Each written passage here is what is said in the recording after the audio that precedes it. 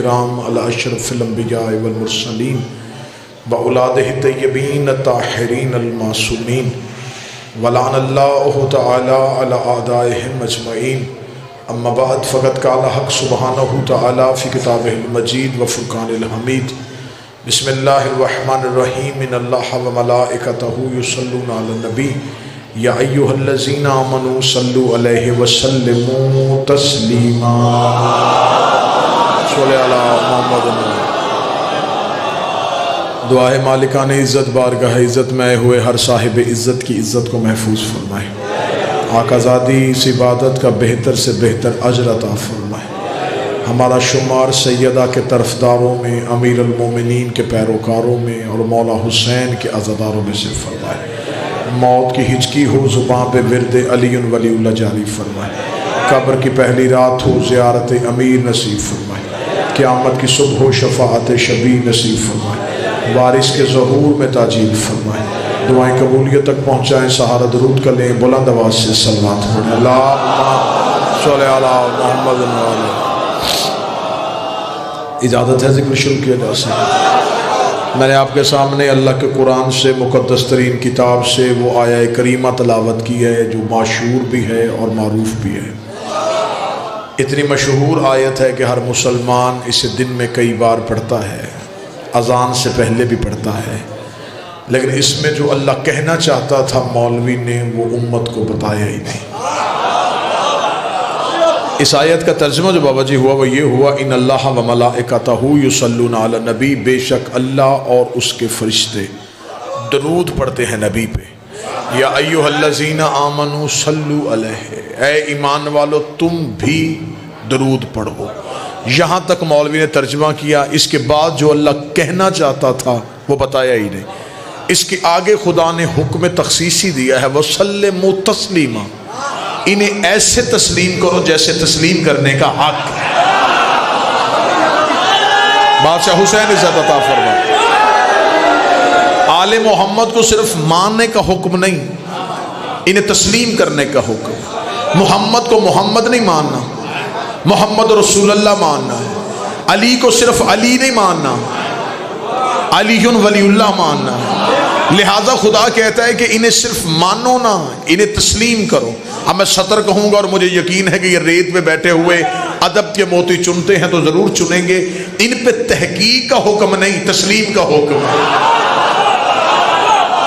ان پہ تحقیق نہیں کرنی۔ پانی مارے بستی گاٹیاں تو خطاب کرنا ہے اپنے منہ۔ مجھے یقین پتہ نہیں ہے کہ میری ڈائری پہ لکھی ہے یا نہیں لکھی، میں ایسے اعلان نہیں کر سکتا، میں بڑی مات اگر لکھی ہوئی تو میں ضرور پڑھوں گا۔ متوجہ ہے صاحبہ؟ ان پہ تحقیق کا حکم نہیں، تسلیم کا حکم۔ تحقیق ہے غیر معصوم پہ، تحقیق ہے گنہگار پہ، تحقیق ہے خاکی پہ۔ اب ایک بندہ بولے ضرور، جن پہ تحقیق کا حکم تھا انہیں تسلیم کیا جا رہا ہے۔ بادشاہ حسین اس ہاتھ کو ہمیشہ سلامت رکھے۔ جن پہ تسلیم کا حکم تھا ان پہ تحقیق کی جا رہی ہے۔ آل محمد پہ تو تحقیق کا حکم ہی نہیں تھا، ان کے فضائل پہ تو تحقیق ہے ہی نہیں، ان کے فضائل پہ تو صرف تسلیم ہے۔ قرآن پہ تحقیق نہیں ہوتی، تسلیم ہوتا ہے۔ قرآن سمجھ میں آئے پھر بھی مانو، نہ سمجھ میں آئے پھر بھی مانو۔ علی کا فضائل سمجھ میں آئے پھر بھی مانو، نہ سمجھ میں آئے پھر بھی مانو۔ کوئی بندہ کہے گا کہ قرآن سے کون سی آیت ہے جو سمجھ میں نہیں آتی؟ ان گنت آیتیں میں ایسی دکھا سکتا ہوں جو عقل انسانی میں نہیں آ رہی، لیکن ہم پھر بھی تسلیم کر رہے ہیں۔ آدم بغیر ماں باپ کے دنیا میں کیسے آیا؟ تحقیق نہیں کرنی، تسلیم کرنا ہے۔ نوح کے تندور سے پانی نکل کے پہاڑوں کے اوپر کیسے چلا گیا؟ تحقیق نہیں کرنی، تسلیم کرنا ہے۔ موسیٰ کی عصا نے دریا میں رستہ کیسے بنا لیا؟ تحقیق نہیں کرنی، تسلیم کرنا ہے۔ موسیٰ کا عصا اژدہا کیسے بن گیا؟ تحقیق نہیں کرنی، تسلیم کرنا ہے۔ ابراہیم نے نارے نمرود کو ٹھنڈا کیسے کیا؟ تحقیق نہیں کرنی، تسلیم کرنا ہے۔ اسماعیل چھری کے نیچے سے کیسے نکل آیا؟ تحقیق نہیں کرنی، تسلیم کرنا ہے۔ یونس 40 دن مچھلی کے پیٹ میں زندہ کیسے رہا؟ تحقیق نہیں کرنی، تسلیم کرنا ہے۔ عیسیٰ نے ٹھوکر سے مردہ زندہ کیسے کر دیا؟ تحقیق نہیں کرنی، تسلیم تسلیم کرنا ہے. یعقوب کو یوسف کے کرتے نے آنکھیں کیسے دی, تحقیق نہیں کرنی, تسلیم کرنا ہے. اور مولوی اگر تو قرآن کی آیتوں کو تحقیق نہیں کرتا تو پھر یہ بھی تحقیق نہیں ہونی کہ علی 40 جگہوں پہ کیسے چلا گیا, علی نے خیبر کا دروازہ کیسے اکھاڑ دیا, علی نے مردہ کیسے زندہ کر دیا, حسین نے بیٹے کیسے دے دیے. جو قرآن پہ تحقیق کرے وہ بھی کافر ہے, جو علی پہ تحقیق کرے وہ بھی کافر.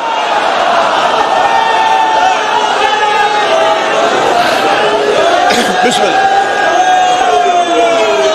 مولا حسین عزت, قرآن میں صرف تسلیم, علی پہ صرف تسلیم, قرآن کو بھی نہیں سوچنا, علی کو بھی نہیں سوچنا. قرآن جیسی کتاب کوئی نہیں, علی جیسا امام کوئی نہیں. قرآن جید ہے, علی سید ہے. قرآن پاک ہے, علی بھی پاک ہے. قرآن میں سورہ کوثر ہے, علی ساقی کوثر ہے. قرآن میں سورہ رحمان ہے, علی رحمان کی جان ہے. قرآن میں آل عمران ہے, علی اولاد عمران ہے. قرآن میں سورہ قدر ہے, علی صاحب قدر ہے. قرآن میں سورہ مومنون ہے, علی امیر المومنین ہے. قرآن میں سورہ منافقون ہے, علی قاتل المنافقین ہے. قرآن کو پڑھنا عبادت ہے, علی علی کرنا عبادت ہے. قرآن کو نجس چھو نہیں سکتا, علی سے حرامی محبت کر رہے.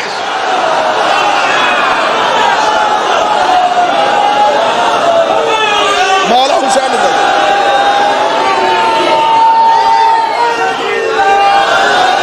بسم اللہ سے.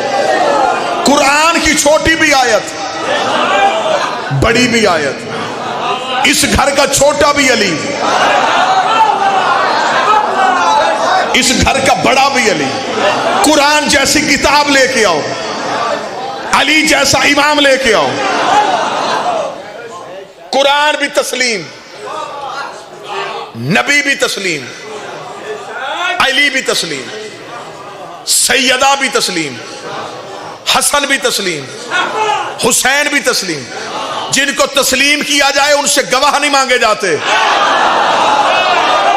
بادشاہ حسین نے ہاتھوں کو سلامت رکھے جو اٹھ گئے. جن کو تسلیم کیا جائے پھر بس تسلیم, صرف تسلیم. قرآن پہ تحقیق نہیں کرنی کہ یہ آیت حق کہہ رہی ہے کہ نہیں کہہ رہی. نبی کے فرمان پہ تحقیق نہیں کرنی, علی کے فضائل پہ تحقیق نہیں کرنی. درود سارے حضرات مل کے بلند آواز سے پڑھیے گا. اللہم صلی علی محمد. بسم اللہ سرکار, بسم اللہ سرکار. خیریت, مزاج ٹھیک. بڑے بھائی جناب واجب الاحترام قابل سعادت احترام جناب غلام جعفر جتوئی صاحب تشریف لے آئے. سیر پھر سوا سیر.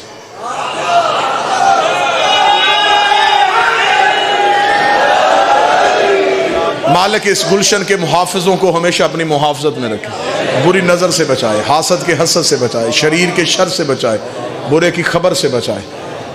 ہمیشہ یہ زبانیں سلامت رہیں جو منبر پہ بغیر خوف کے حق بولتی. وہ ایک لال داڑھی والا مولوی پچھلے کئی دنوں سے بھونک رہا ہے نا جی, علی کے باپ کے ایمان پہ, تو اس نے صرف بند کمروں میں کیمرہ لگا کے گفتگو کرنا بڑا آسان ہوتا ہے. کہیں چوک سجا, کہیں میدان سجا, کہیں منبر لگا, کہیں کھل کے سامنے آ, کہیں کھل کے بیٹھ کے بات کر, سامنے پورا پنڈال ہو, تیری بھی عوام ہو, ہماری بھی عوام ہو, کہیں کھلا میدان ہو, پھر تو علی کے باپ کے ایمان پہ بھونک. پھر ہم تجھے بتائیں کہ صرف علی کے باپ پہ بات نہیں ہونی, پھر ہر کسی کے باپ پہ بات ہونی. پھر ہم صرف علی کے باپ کا ایمان ثابت نہیں کریں گے, ہم اول سے شروع کریں گے کہ پہلے کا باپ کا مسلمان ہوا تھا, دوسرے کے باپ نے کلمہ کب پڑھا تھا, تیسرے کے باپ نے کلمہ کب پڑھا تھا. پھر تیرے بڑے بڑے پیروں کے شجرے کھول کے بتائیں گے. اور مجھے عزت علی کی قسم ہے, ہم علی کے باپ کا ایمان ثابت کر لیں گے, تجھ سے پیروں کا باپ بھی ثابت نہیں.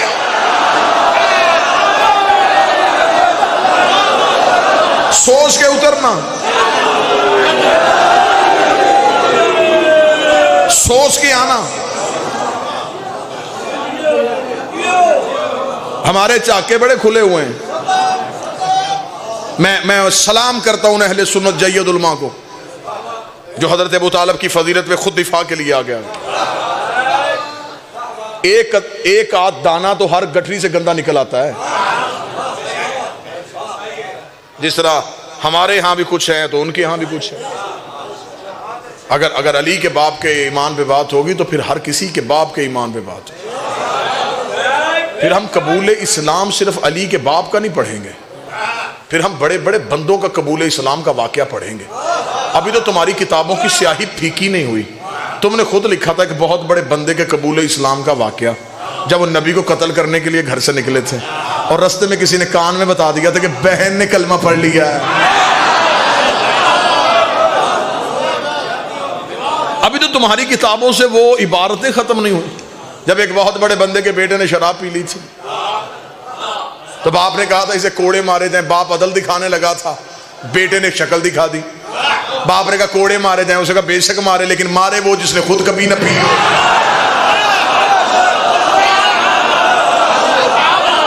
ابھی تو تمہارے ہاں وہ روایتیں لکھی ہیں کہ جو خود کہہ گئے کہ ہمارے ہاں شرک چیونٹی کی چال چلتا ہے. ہم زبان گدی سے کھینچ لیں گے جو علی کے باپ پہ بھونکے گی. ہم صرف اولاد ابو طالب کا دفاع نہیں کرتے, ہم حضرت ابو طالب کے دفاع کے لیے بھی کھڑے. دشمن کہیں سے حملہ کرے ہم جواب کے لیے تیار ہے. صرف ان کو تسلیم کرنے کا حکم ہے, ان پہ تحقیق کرنے کا حکم ہے ہی نہیں. آج تک میں نے نہیں دیکھا کہ کوئی اشتہار لگا ہو قرآن تحقیقی سیمینار, قرآن تحقیقی کانفرنس, کیا وہ قرآن پہ تحقیق کرے. نہیں, قرآن کی کسی آیت پہ تحقیق نہیں, پھر علی کے فضائل پہ تحقیق نہیں. قرآن سمجھ میں آئے پھر بھی مانو, نہ سمجھ میں آئے پھر بھی مانو. علی کا فضائل سمجھ میں آئے پھر بھی مانو, نہ سمجھ میں آئے پھر بھی مانو. مولوی سے پوچھو یہ جو قرآن میں آیتیں لکھی اور واقعات لکھے یہ ہماری سمجھ میں تو آ نہیں رہے. وہ کہتے نہیں آ رہے, لیکن یہ اللہ کی قدرت کا نتیجہ ہے.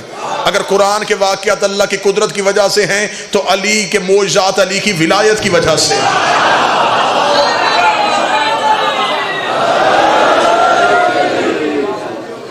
اور اللہ تسلیم کے معاملے میں اتنا سخت ہے, وہ حجت پہ تحقیق کرنے نہیں دیتا. اس نے کہا تھا آدم کو تسلیم کرو, جنہوں نے تسلیم کیا وہ علیہ السلام ہو گئے. ایک نے تحقیق کی تھی, حشر اس کا زمانے کے سامنے ہے.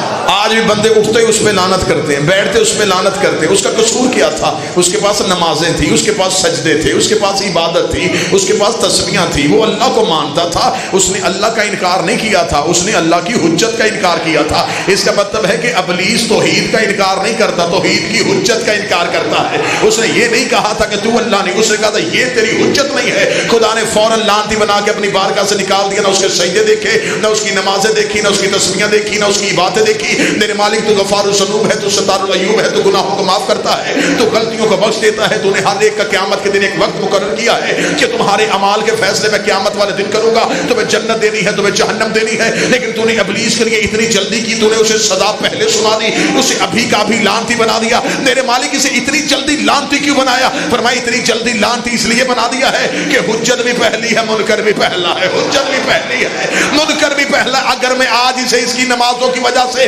معاف کر دیتا, کل کو بڑے بڑے حجت کے منکر نمازوں کے ٹوکرے اٹھا کے میرے دروازے پہ آ جاتے کہ تو نے اسے بھی معاف کیا تھا, ہمیں بھی معاف کر دے, اسے بھی بخشا تھا, ہمیں بھی بخش دے. میں اس کے گلے میں لعنت کا توق ڈال کے دنیا کو بتا رہا ہوں, جب میں صفی اللہ کا منکر برداشت نہیں کرتا تو علی ولی اللہ کے منکر.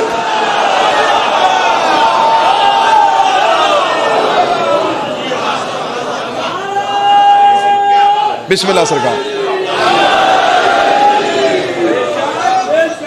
ان کو صرف متوجہ صاحب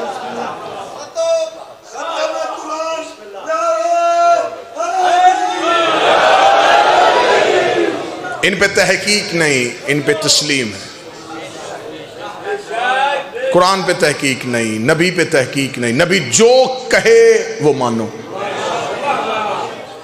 نبی نے کہا اللہ ہے, ہم نے دیکھا ہی نہیں, مان لیا, تسلیم کر لیا, کیونکہ اسے تسلیم کرنے کا حکم ہے. اس نے کہا اللہ ہے, ہم نے بغیر دیکھے کہہ دیا ہے. اس نے کہا جنت ہے, ہم نے کہا ہے. اس کا فرشتہ ہے, ہم نے کہا ہے. وہ جو کہتے گئے ہم تسلیم کرتے گئے. اس لیے کہ تحقیق نہیں کرنی، کہاں ہے کیسا ہے یہ سنیں گے تو نہیں۔ اللہ حجت کے معاملے میں تحقیق نہیں دیکھتا، نبی پہ تحقیق نہیں، علی پہ تحقیق نہیں، سیدہ پہ بھی تحقیق نہیں۔ اب میرا خیال ہے کہ میں بھائی تشریف لے آئے ہیں، میں موضوع کو کھینچتا ہوا بالکل نتیجے کے قریب لے آیا ہوں۔ جب ان پہ تحقیق کا حکم ہی نہیں تھا، پھر ہمیں بتاؤ کہ زہرا سے گواہ کیوں مانگے گئے تھے؟ میں فضائل پڑھ رہا ہوں، فضائل پڑھ رہا ہوں۔ جب سیدہ نے کہہ دیا تھا کہ میرا ہے تو اسے تسلیم کرنا تھا۔ جو انکار کر رہا ہے اس پہ تحقیق کا حکم ہے، جس کا کر رہا ہے اس پہ تسلیم کا حکم۔ کوئی مولوی سر پہ قرآن رکھ کے بتائے کہ ادھر صحابی ہے ادھر نبی کی بیٹی ہے، ان دونوں میں سے اللہ نے تسلیم کرنے کا حکم کس کا دیا؟ نبی کی بیٹی کا، تو پھر اسے تسلیم کرنا ہے۔ اب یہ نہیں دیکھنا کہ مقابلے پہ کون ہے۔ جب بی بی نے کہہ دیا تھا کہ یہ جگیر میری ہے تو اب تسلیم کرنا تھا۔ اگر بی بی کی ہوتی نا تو سیدہ دربار میں جاتی نا۔ بی بی کا دعویٰ کرنا اس بات کی دلیل ہے کہ شہزادی مالکن تھی۔ چھوٹے چھوٹے کلپ بنا کے سوشل میڈیا پہ پھینک رہے ہیں، جی دیکھیں نبی کی حدیث ہے، نبیوں کا تو ورثہ نہیں ہوتا، یہ شیعوں نے ابھی بات پکڑ لی ہے، نبیوں کا ورثہ نہیں ہوتا۔ پورے مذہب کی چھت ایک دلیل پہ کھڑی کر رہے ہیں، نبیوں کا ورثہ نہیں ہوتا، نبیوں کا ورثہ نہیں ہوتا، نبیوں کا ورثہ نہیں ہوتا۔ میرے بعد بھی وکیل تشریف فرما ہے، وراثت ہوتی ہے مرنے کے بعد تقسیم، لیکن اگر زندگی میں اپنی اولاد میں سے کسی ایک کو لکھ کے دے دو تو وہ وراثت نہیں، وہ ملکیت ہوتی۔ نبی زندگی میں زہرا کو لکھ کے دے گئے تھے، تو اس کا مطلب ہے کہ فتح وراثت نہیں، زہرا کی ملکیت تھی۔ جھگڑا وراثت کا تو ہے ہی نہیں، جھگڑا ہے نبی کی بیٹی کی ملکیت۔ ہم ذہنی طور پہ تیار ہیں دنیا کی کسی عدالت میں، اور ہمیں خبر ہے کہ جب ہم عدالتوں میں جاتے ہیں، میرے بھائی تشریف فرمائے، یہ بھی مذہب کی وکالت کے لیے کئی بار عدالتوں کے سامنے گئے۔ عدالتوں کا مزاج یہ ہے کہ جب ہم عدالت میں مذہبی کیس کے لیے جاتے ہیں تو وہ مذہبی کتابیں نہیں دیکھتے، وہ کہتے پہلے قانون کی کتاب کھولو، قانون کی کتاب پڑھو۔ لہٰذا ہم ذہنی طور پہ تیار ہیں کہ پاکستان کا میجر ایکٹ بھی سامنے رکھ دیا جائے، ہم اس میں سے بھی سیدہ کو سچی ثابت کر دیں گے۔ صاحب دنیا کی کوئی کتاب نہ رکھی جائے، صرف پاکستان کا میجر ایکٹ رکھا جائے، پاکستان کے قانون کی کتاب رکھی جائے، ہم اس میں سے ثابت کریں گے کہ نبی کی بیٹی حق پہ تھی۔ جھگڑا وراثت کا نہیں تھا، جھگڑا ملکیت کا تھا، نبی لکھ کے دے کے گئے تھے۔ اب پاکستان کا قانون یہ کہتا ہے کہ اگر کوئی شخص مالک ہے کسی جگیر پہ اور کوئی دوسرا شخص آ کے قبضہ کر لیتا ہے، دونوں عدالت میں چلے جاتے ہیں، تو گواہ مالک نے نہیں دینا، قابض نے دینا ہے۔ قانون سمجھنے والے بابا جی چہرے صرف فرمائے، گواہ مالک کے ذمہ نہیں ہوتا، قابض کے ذمہ ہوتا۔ بی بی کی ملکیت تھی، قبضہ کیا تھا حکومت نے، گواہ سیدہ نے نہیں دینا تھا، گواہ حاکم نے دینا تھا۔ لیکن پاکستان کے قانون کے حساب سے یہ پہلی غلطی کہ مالک سے گواہ مانگا گیا۔ دوسری، جس کے خلاف مقدمہ ہو وہ جج نہیں ہوتا۔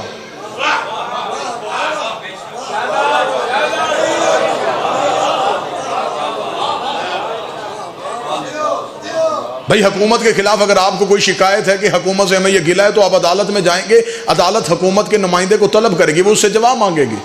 یہ نہیں ہے کہ حکومت کو بھیج دے کہ اس کا فیصلہ کرو۔ یہ طریق انسانیت کا اپنی نوعیت کا پہلا مقدمہ تھا کہ جس کے خلاف کیس تھا وہی جج تھا۔ بھائی پچھلے دنوں آپ نے دیکھ نہیں رہا، میں کوئی جنگل میں تو گفتگو نہیں کر رہا، پچھلے دنوں ہر ایک چہرہ، اب میڈیا ہر ایک جگہ پہ، آپ کے ہاتھوں میں کائنات ہے، آپ ہتھیلی پہ دنیا اٹھا کے پھر رہے ہیں، آپ ہر طرح کے حالات سے واقف ہے۔ آپ نے دیکھ لیا کہ پچھلے دنوں میں ایک حکومت پاکستان کی کیوں گرا دی گئی۔ یہ ممبر سیاست کا ممبر نہیں ہے، لیکن میں تمثیلاً ایک لفظ کہنے لگا ہوں، یہ حکومت کیوں ختم کر دی گئی جو پچھلی حکومت تھی؟ صرف عدالت نے اس سے اتنا کہا کہ آپ کے خلاف ایک اپلیکیشن، ایک درخواست آئی ہے کہ آپ کی کوئی جگیر ہے لندن میں، آپ کے پاس اس کے کاغذ ہیں؟ انہوں نے کاغذ نہیں دکھائے، انہوں نے تخت سے اتار دیا. انہوں نے کہا تو حکومت کرنے کے اہل ہی نہیں ہے، کہ تو نے تو کسی کی جگیر پہ قبضہ کیا ہوا ہے، تو نے تو کسی کی جائیداد پہ قبضہ کیا ہوا ہے. اس کا مطلب ہے کہ حاکم جگیر کے کاغذ نہ دکھائے تو اسے حکومت سے نکال دیا جاتا ہے. ہمیں انتظار ہے جب 12واں آئے گا پھر قبر سے نکال کے گا. مجھے بتاؤ فتح تمہاری جگیر تھی یا ہماری جگیر؟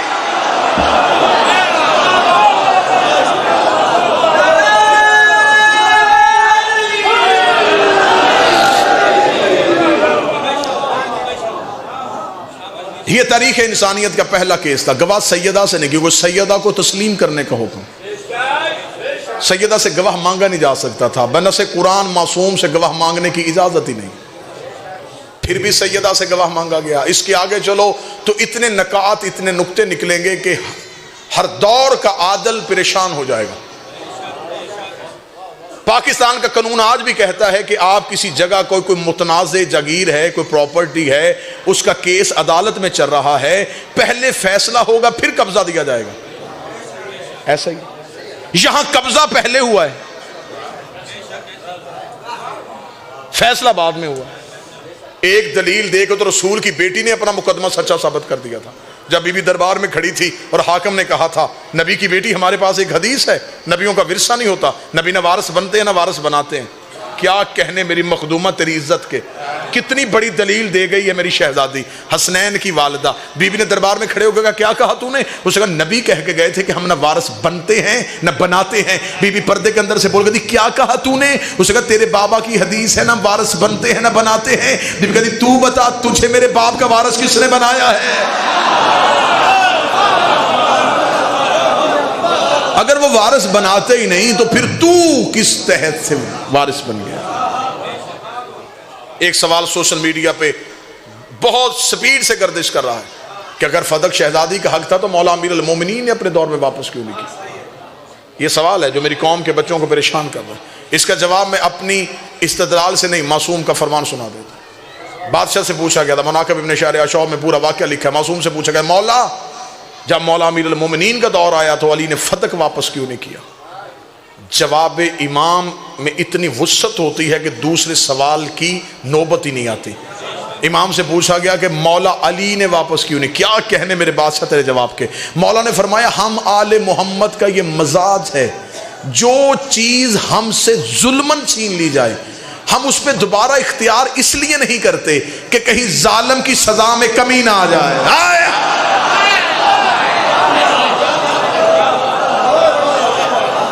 ظالم کی سزا میں کمی نہ آ جائے. رسالت امام نے مکہ چھوڑا تو رسالت امام کو جو آبائی گھر تھا اس پہ ابو لہب نے قبضہ کر لیا. جب رسول فتح مکہ کے بعد واپس آئے تو صحابہ نے کہا یا رسول اللہ آپ کے گھر کا دروازہ کھولیں؟ فرمایا نہیں، میں ابو لہب پہ لعنت کو روکنا نہیں چاہتا. میرے چوتھے امام سے کہ بندے نے پوچھا تھا مولا قتل حسین کا بدلہ کس نے لینا ہے؟ فرمایا ہمارے آخری بیٹے نے. اس نے کہا مولا آپ علی نہیں ہیں، آپ کی رگوں میں علی کا خون نہیں ہے، آپ امام نہیں ہیں، اگر بدلہ امام نے لینا ہے تو پھر آپ کیوں نہیں لے رہے؟ امام نے جلال میں آ کے کہا اگر میں بدلہ لیتا تو صرف اس دور کے یزیدیوں سے لیتا، بدلہ 12ویں نے لینا ہے تاکہ ہر دور کے یزیدیوں سے لے سکے.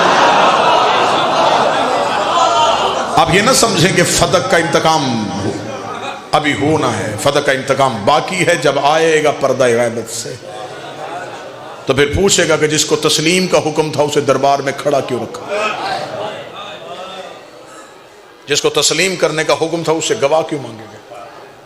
4 گھنٹے کھڑی رہی ہے نبی کی بیٹی. تم کیا سمجھتے ہو کسی عام شخص کی بیٹی گئی تھی، کوئی عام مستور گئی تھی جس کے دروازے پہ نبی کھڑے ہوتے تھے؟ میں منبر سے دعا کر رہا ہوں، دعا کیا کرو اللہ کسی کی شریف کی بیٹی کو مانگنا نہ پڑے، اور اس بیٹی کو تو بالکل مانگنا نہ پڑے جسے مانگنے کا طریقہ نہ ہوتا.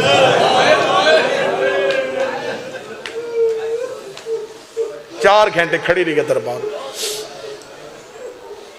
صرف کھڑی نہیں رہی، سر کے بال سفید، کمر بی بی کی جھک گئی. بادشاہ حسین کی عزت کی قسم ہے لوگوں نے علی کی فضیلت چھپائی ہے تو سیدہ کی مصیبت چھپائی ہے. بابا جی صرف فضائل نہیں چھپائے گئے، سیدہ کے مصائب بھی چھپائے گئے. 2 سطروں میں پڑھ دی ہے بندوں نے نبی کی بیٹی کی شہادت.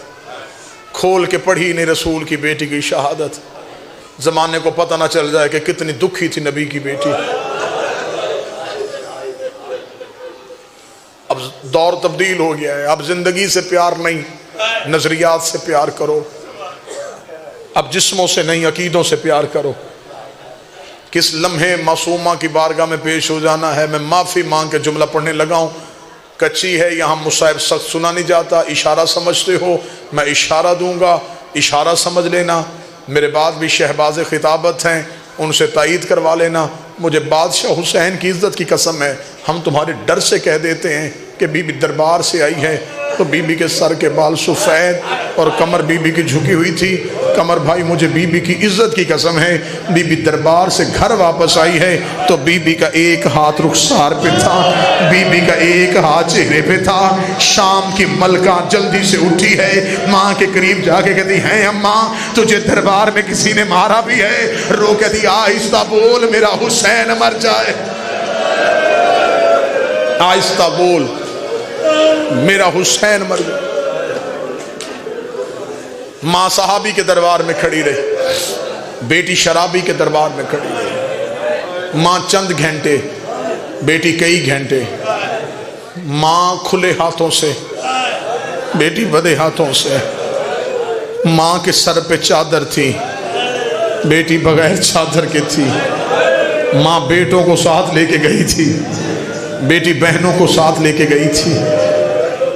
اللہ درجات بلند کرے، قبلہ مرحوم مبلغ اعظم اسماعیل اللہ مقام ہو، یہی موازنہ پڑھ رہے تھے کہ ماں صحابی کے دربار میں، بیٹی شرابی کے دربار میں، ماں چند گھنٹے بیٹی کئی گھنٹے، ماں چادر پہن کے بیٹی بغیر چادر کے، ماں کھلے ہاتھوں سے بیٹی بدے ہاتھوں سے۔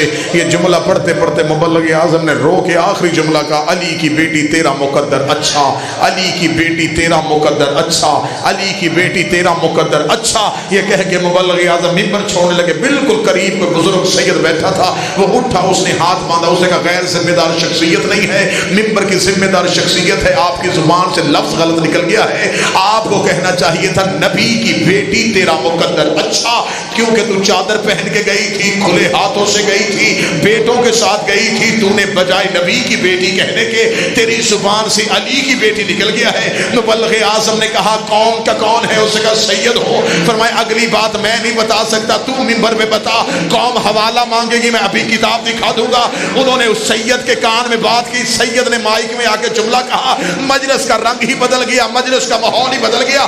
اس سید نے رو کے کہا مولوی اسماعیل کہتا ہے نبی کی بیٹی سے علی کی بیٹی کا مقدر اس لیے اچھا ہے، بے شک شرابی کے دربار میں کھڑی تھی، بے شک بغیر چادر کے کھڑی تھی، لیکن کسی نے یہ نہیں کہا زینب تو جھوٹ بول رہی ہے، محمد کی بیٹی کو دربار میں کہہ دیا گیا تو جھوٹ بول رہی ہے۔ کئی بار زمین پہ گری، کئی بار زمین سے اٹھی، رو کے کہتی حق بے شک نہ دے، مجھے بیٹوں کے سامنے جھوٹا نہ۔ اللہ لعنت اللہ۔